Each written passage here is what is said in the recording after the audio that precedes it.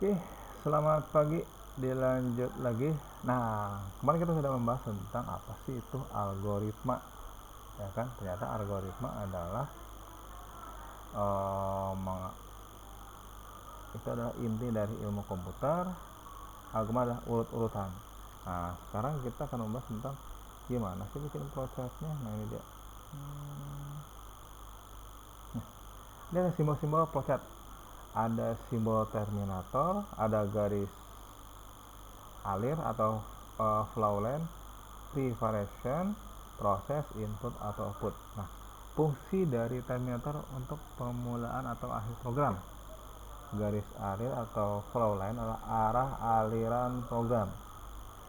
Pre-variation, proses inisialisasi atau pemilihan harga awal. Proses adalah proses perhitungan atau proses pengolahan data. Input ataupun output data, proses input ataupun output data, parameter informasi. Nah, nanti biasanya kita berdua nih, terminator, proses, dan output.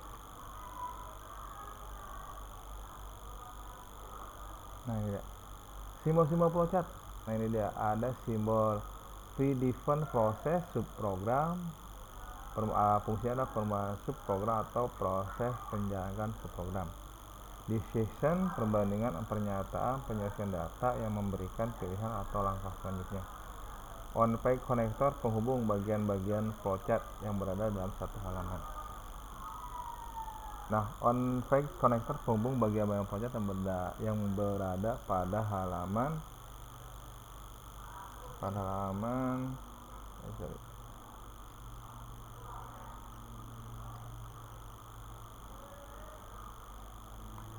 penghubung. Nah, ini adalah beberapa simbol dari flowchart. Nah, pembuatan flowchart tidak ada kaidah yang baku. Flowchart gambaran hasil analisis suatu masalah. Flowchart dapat bervariasi antara satu pemrogram dengan pemrogram lain.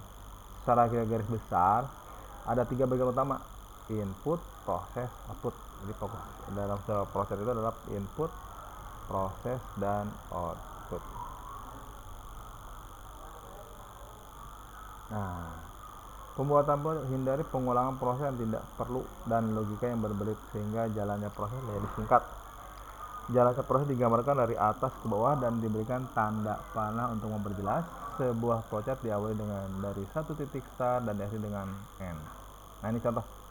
Nah, ini adalah contoh sebuah flowchart pemesanan burger. From counter, order burger, terus jika membutuhkan untuk price atau misalkan minuman, ya, langsung bayar ke kasir. Ini susunannya, ya. Ini adalah decision, proses, dan ini adalah yang tadi terminator untuk memulai. Nah, ini contoh tadi, ya, contoh flowchart yang tadi kita bahas sebelumnya, yang ini nih, ya. Nah, ini dia mencari akar bulat, dan satu lagi adalah masukkan bilangan ganjil dan bilangan genap. Ini susunan flowchartnya: start, input bilangan, hitung sisa bagi antara bilangan dengan 2. Yang A, apakah sisa 0, set. Nah, ini untuk membedakan antara bilangan genap atau bilangan ganjil. Nah, oke, cukup sekian dari saya. Nah, untuk selanjutnya adalah tugas, yaitu membuat sebuah flowchart. Nah, kalian silahkan nanti buat sebuah flowchart. Yang pertama, buat algoritma untuk menghitung luas keliling. Buat flowchart dari algoritma pada nomor 1, buat algoritma mencetak bilangan di antara 2 bilangan, ya, apakah sama atau lebih besar satu lainnya, dan tampilkan hasilnya. Nomor 4, buat sebuah flowchart dari algoritma pada nomor 3 di atas. Oke, cukup sekian materi saya terkait dengan bagaimana cara pembuatan sebuah flowchart. Oke, ketemu lagi dengan saya. Dengan pertemuan selanjutnya adalah kita membahas gimana sih kita implementasinya ke dalam sebuah aplikasi. Selamat pagi.